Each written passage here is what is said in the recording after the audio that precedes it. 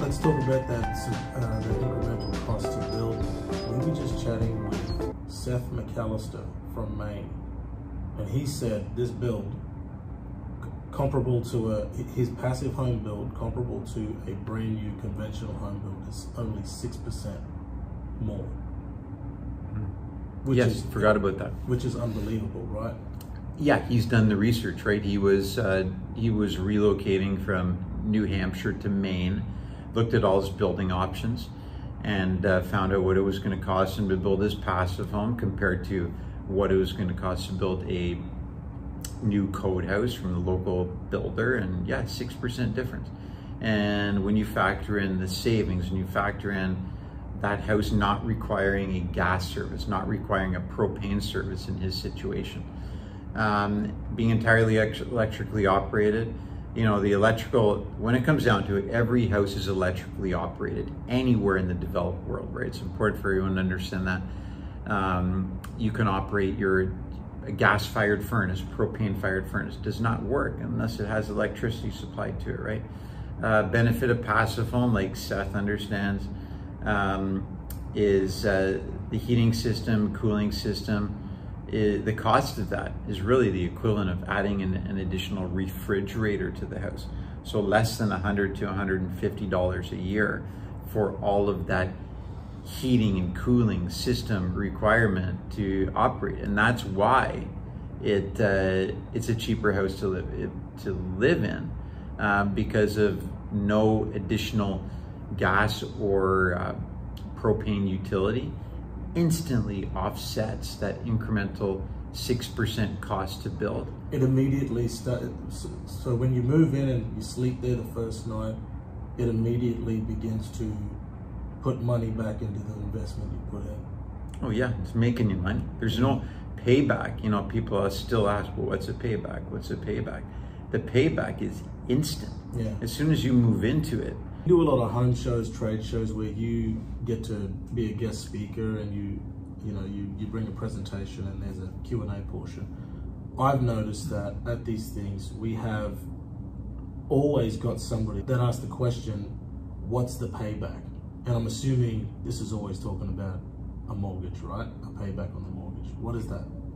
Yeah, so you know, their payback is also what I would consider like communication of the past, or thinking of the past, like just that Stone Age like builder mentality, right? So anything green in the past, any green upgrades, any, you know, just general renovation upgrades, that thought process is always, what's the payback? And we get that question all the time.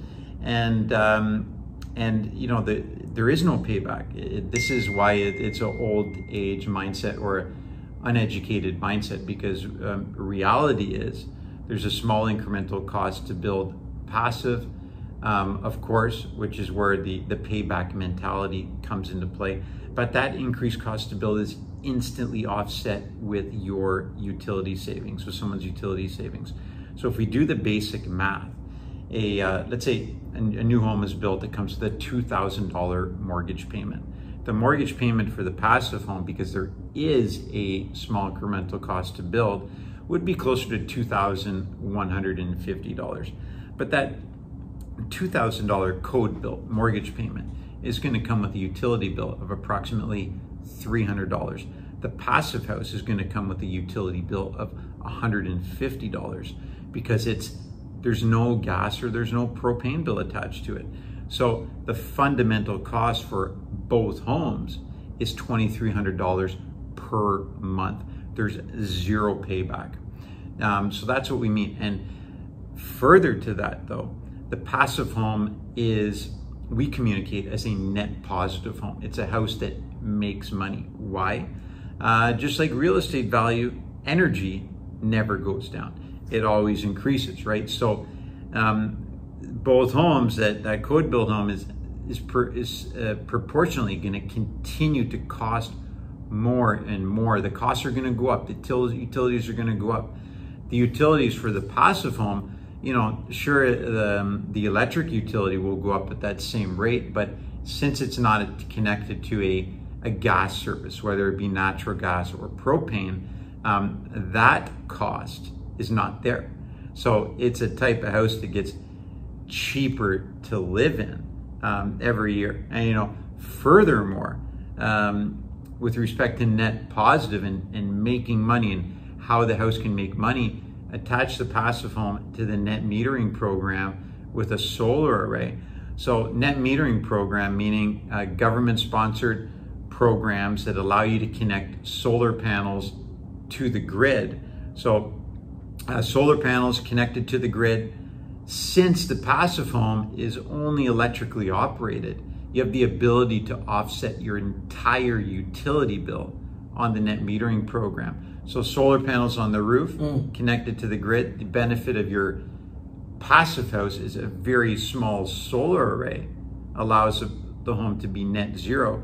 So most states in the United States now, most provinces in Canada have net metering programs in place. So, you know, the beautiful thing about the passive home being connected to the net metering system is since the net metering solar system requirement is so small, the cost to borrow for the solar panel system is much less than the savings in utilities that it provides. So take that $150 utility bill, electric bill, the passive home has not being connected to the net metering program. As soon as you put a net zero solar array on the building, connect to the net metering program, your hydro bill becomes $50 a month. So there's $100 savings there. Sure, the solar panel system costs money, but on a mortgage payment, the cost is close to $50 a month. So there's additional $50 per month that the house is making money. So the house is generating money, it's making someone money being connected to the net metering program. That's what's so powerful. If you want to look at it this way, the house and the solar array, the passive house and the solar array is actually helping you out with your mortgage. Oh yeah, essentially. Yeah, exactly. It's making you money. And it's like having a side hustle, right? And, you know, it really is making money, and you're in a more comfortable home. You're in a far better built home as well. Feels good. You're doing a great thing for your life, you know, someone's life, making money, and you're doing a great thing for the world. Carbon free, low energy. So a house that's conserving energy, conserving carbon, being zero carbon, conserving our natural resources, because a house that's predominantly built with renewable material, high recycled material, if it's done sustainably, a type of house that is extremely healthy, so sustaining human life as purest form, and a house that's resilient. You know, a house that's gonna, since it's built so strong, is gonna withstand changing weather patterns. You know, really, like the benefits are endless, and only people not doing it are people that aren't aware of it. I love that. You know, when you choose to go passive, it's one of the, you know, a home, whether it's passive or not, is one of the biggest purchases you'll ever make. If you build passive, you're solving a lot of problems. You're getting the highest quality product you can possibly get. It's sustainable and it helps solve a lot of problems in a number of ways. I can't think of a better home to build and live in. So, wow, man, thanks for. So true, so true. Yeah. You know, when a lot of people buy their house, instantly start thinking of what to renovate, right? There's always something that needs to be renovated for most older homes in the market, whether it's interior or exterior. Solve that problem. Build a house that doesn't need to be renovated forever, you know?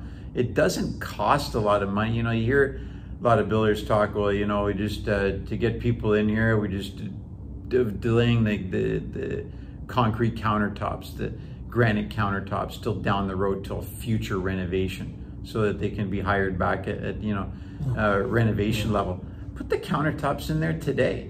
What, you know, how much is a stone counter cost above the laminate counter? A couple $1,000s. You know, it's not what dictates the... if you're handy, you can do it yourself. Yeah, exactly. So build a home that doesn't need to be renovated ever, by building a house that isn't going to deteriorate over time, and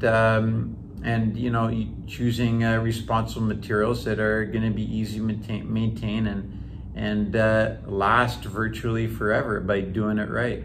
Yeah, it's not a house that can't be renovated. It can be, but you're building something very special. A passive house is very special in more ways than one, and it's got me very excited ever since I started working with you guys. I can't imagine going for anything else. Well, man, I think that's it for today. I think we're gonna have to do this again real soon. Just a podcast with just you and me. I've gotten a lot out of this conversation, just on my own personal thoughts on, where I should go next investment-wise. And I'm sure a lot of you out there have benefited greatly from this chat that I've had with the man, Paul Keeley. Thank you for listening to the Passive House Show podcast with Paul Keeley. I'm Cal, Paul Keeley, we out.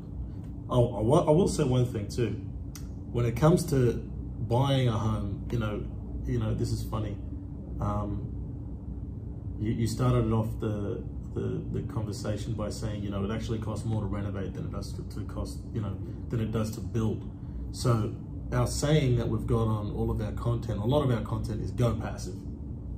In this episode, I just want to say, tear it down and build passive. Thanks for watching. Cheers to that.